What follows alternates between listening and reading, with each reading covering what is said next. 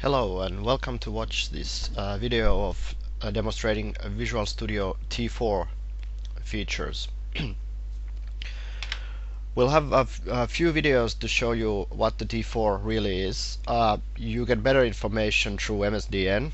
It's a very core part of Visual Studio, but I wanted to include also the basic functionality demonstrations within our blog because this abstraction design methodology requires certain use of T4. In the series we'll do the following, more or less the plan. Part 1, I'll give a brief summary ground up demonstrating what T4 is about, simple hello world, and then quite fast connection to the existing HTML and dynamic web application world, because T4 is very similar to what you've seen in those contexts with PHP and alike technologies. Explaining the two-layer structure code with the output identical to the web world, and briefly describing the different tags of very generic code generation. So I have here a standard Visual Studio console application. I'll start adding in a T4 template to show. This is very standard T4 template, empty originally. The T4 is a template generator, so it actually generates the output from this template. So within the file there is another file that is automatically generated from the input from this file. Now it's of course empty because we have nothing in this file. So let's start with a simple hello world.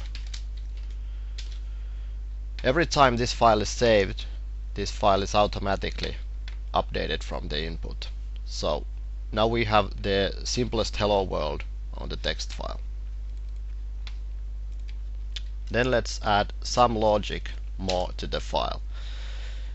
There are two kinds of, or actually four kinds of tags, but two that we address now mainly. Replacement tag or eval statement that dynamically executes the code and output its string to where the tag is. We'll use that one now. And as we have not specified anything importing any namespaces, we have to use the system namespace here. But let's put at least some intelligence here.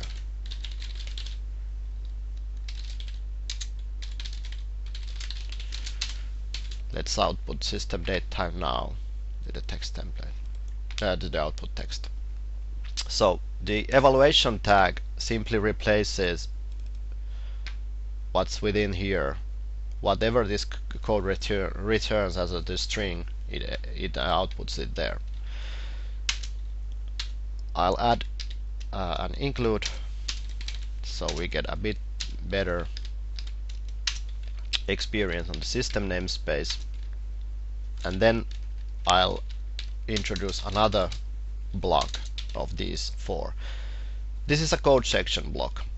I'll explain the other advanced code section blocks later on, but this is basically the same as is for when you are working with the web platform of any kind. I'll change the output extension to HTML because actually it turns on the IntelliSense on the T4 side for the output. And I'll add some tags here, example text for each div. Now my code blocks here are currently empty, so they don't affect the output at all. The HTML is simply the same hello world and the example text.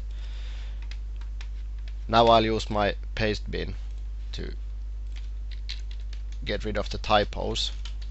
I'll paste some controlling block code there. Simple for each statement for a string array over a string array. I'll close the block here so the code block recognizes it's been closed. I save the file again. Now still nothing changes here except that the div section is actually repeated twice.